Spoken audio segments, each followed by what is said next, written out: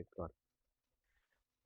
Oke, Assalamualaikum warahmatullahi wabarakatuh. Perkenalkan kembali nama saya Ahmad Yosef Kusuma dengan rekan saya di sini ada Rehan Resin. melanjutkan video yang sebelumnya. Sekarang kita berada di soal nomor 2 nih Han, di mana kita harus menceritakan pengalaman kita dalam mengimplementasikan dan menerapkan mode AI generatif di lingkungan project atau penulisan.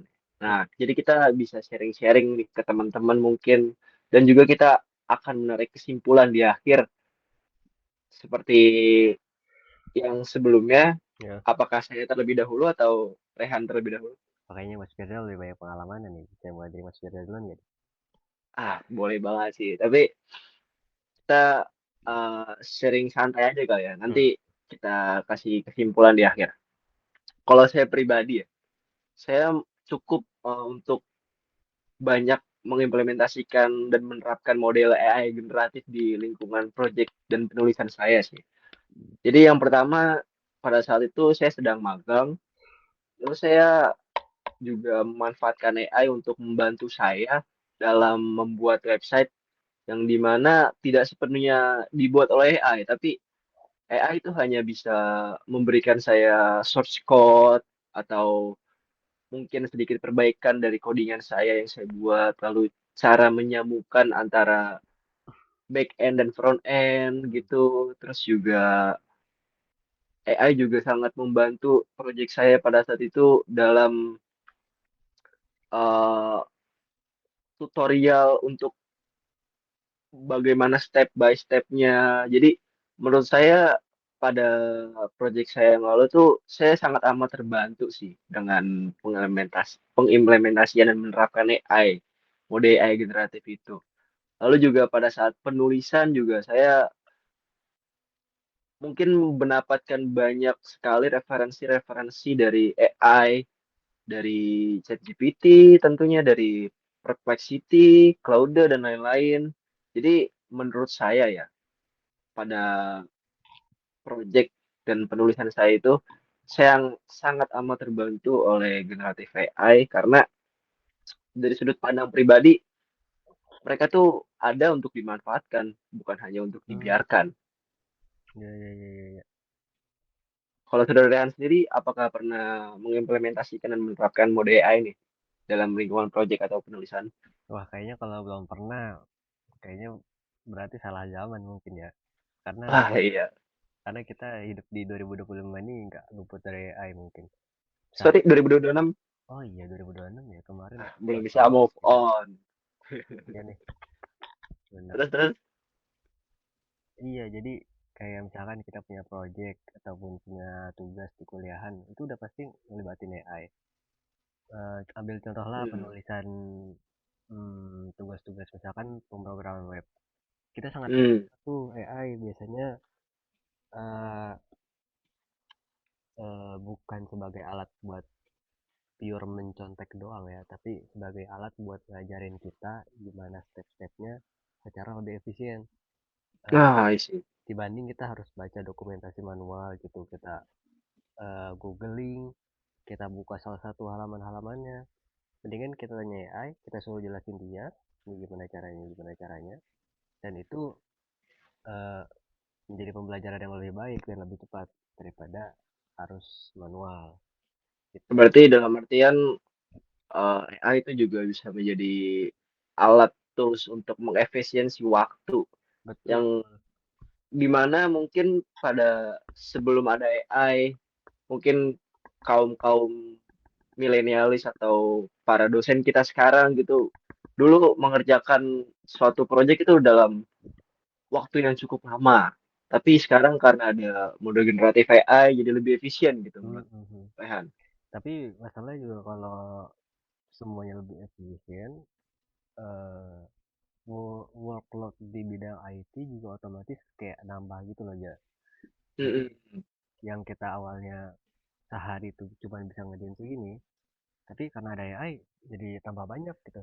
Karena kita sehari itu Hmm. bisa tinggal ngeprop dapet jadi gitu. Jadi workload di bidang IT juga tambah banyak. Jadi kayak yes Hmm. juga gak sih? Iya, iya, iya, iya, Mm. iya, iya, iya. Jadi kalau gue lihat di perusahaan-perusahaan gitu, eh, apalagi job-job di bidang IT berharapnya tuh kayak tinggi banget gitu. Jadi misalnya satu orang IT tuh bisa ngerjain semua aplikasi full stack gitu. Sedangkan itu Oh kan iya. sebenarnya butuh waktu yang lama dan juga preparasi yang matang gitu. Berarti itu juga termasuk based on your story juga dong, kayak mungkin Rehan sekarang sedang ngambil side job dalam mengimplementasikan, jadi Rehan bisa tahu Bener, bener, bener. dalam menerapkan model AI ini. Jadi merasa terbebani juga gak sih, karena juga banyak dari perusahaan yang melihat, wah sekarang udah lebih mudah kan ada mode AI generatif. Jadi why not kita kasih tugas yang melimpah gitu. Iya, Merasa terbebani juga Pak. Itu iya. jadi kekurangan juga ya. Bener tuh tantangan sih, apalagi kalau misalkan senior atau mentor kita kayak nggak ngertiin kita gitu, taunya kasih AI, kasih AI jadi, padahal kan nggak segampang itu ya. Ah, oke oke. Jadi kita bisa membuat kesimpulan di mana AI ini ternyata memiliki kelebihan dan kekurangan juga ya. Di Bener mana banget. kelebihannya tadi bisa dibilang bisa menghemat dan mengefisiensi waktu, tapi di samping itu juga ada efek dominonya, di Bener. mana orang-orang juga melihatnya tuh karena mereka semakin melihat, wah, AI ini efisiensi waktu banget nih. Jadi kenapa gua nggak kasih project yang lebih banyak nih ke si mungkin si Abdel. Del, kerja ini Del, 10 project, 10 case, 10 studi kasus dalam waktu 10 menit. Wah, Wah, tepar itu. sakarat sakaratul maut itu langsung. Besoknya nggak Nah, masuk lagi dia. bisa kena angin duduk dia. Iya, Baru eh. bener, bener, bener. Salah satu efek domino buruknya juga menurutku ya, apalagi misalkan dalam bidang penulisan ilmiah. Kita Mm-mm. karena mungkin sekarang terlalu bergantung pada AI, kalau misalkan kita nggak iritin dengan eh, praktek langsung, mungkin itu Mm-mm. bakal jadi kangong-kangong gitu. Lu tau brainrot gak, brainrot? Ah, iya iya iya iya iya. Kayak gitu tuh, kayak brainrot. Jadi kita nggak bisa ngapa-ngapain, kita cuman kayak mengandalkan AI aja buat semuanya. Nah itu kan bahaya juga sebenarnya. Ah, Ngerasa juga gak sih? ketergantungan. Iya, iya, jadi kita ketergantungan juga sih, kayak apa-apa kan kalau dulu eh googling aja. Kenapa nggak lu googling? Sekarang gue jujur kadang gue lebih sering nanya ke ChatGPT sih ketimbang Google. Karena menurut gue kayak ChatGPT tuh bisa langsung ngasih kesimpulan. Hmm, Kayak contoh kecil ya, contoh kecil. Waktu itu gue penasaran sama pengen tahu kayak bedanya kopi Robusta dan Arabica. ya, ya, Itu apa sih? benar. Ya, akhirnya bisa langsung kasih kesimpulan kalau Arabica tuh ternyata bisa lebih nyaman di lambung, kalau Robusta tuh ternyata lebih sakit di lambung gitu. Benar, benar. Iya, iya sih, benar, benar banget. Eh, emang benar. AI itu kelebihannya bisa ngasih kesimpulan secara cepat ya. Cuman dia tuh kalau kita nggak teliti, dia melangkahi proses berpikirnya. Misalkan dalam konteks lu nih, kenapa Hmm. kita itu bisa nyaman dalam lambung gitu misalkan. Nah dia kan nggak Hmm. itu. Kecuali lu minta bener-bener tolong menjelaskan kenapa kopi robusta begini-begini. Tapi kalau misalkan lu langsung jam ke kesimpulan, berarti kan Ah, lu cuma nerima faktanya doang gitu. Jadi proses berpikir lu tuh jadi kayak ter- terlengkap gitu. Ngerti nggak? iya iya iya benar-benar. Itu berarti kita bisa masuk ke kesimpulan di mana AI itu juga memiliki kekurangan. Hmm, Ah, jadi manusia dibuat berpikir LSTM, long short term memory. bener banget. Nyambung ke NLP sama deep learning, Machine learning, machine jujur. learning. Jujur iya, machine learning juga. Benar benar benar benar benar. Semuanya terkoneksi. Ternyata nih seperti dalam lingkaran ini kita Hmm, ini semua. Semakin maju perkembangan teknologi. hmm. Tapi so far gimana Han? Kalau Rehan sendiri banyak banget nih dalam menerapkan. Kayak contoh kan tadi kalau saya sendiri tuh saya kadang lebih suka chat GPT nanya gitu, ketimbang googling. Kayak menurut saya walaupun googling sama aja sama GPT, cuman saya tipikal orang yang LSTM tadi tuh, Hmm, yang langsung pengen kesimpulan lah, udahlah, hmm, hmm, nggak hmm, pengen basa-basi. hmm, hmm, hmm. Rehan gimana? Kalau gue ada saatnya sih kalau misalkan kita memang kompet banget ya udah LS tema aja, tapi kebanyakan pengen coba berpikir dulu deh kenapa kenapa takutnya gue nanti gampang dibohongin lagi. Oh iya, takut ada yang ke-skip mungkin. Takut Mm-mm. ada detail yang kurang gitu. Kan bisa aja salah kan halusinasi.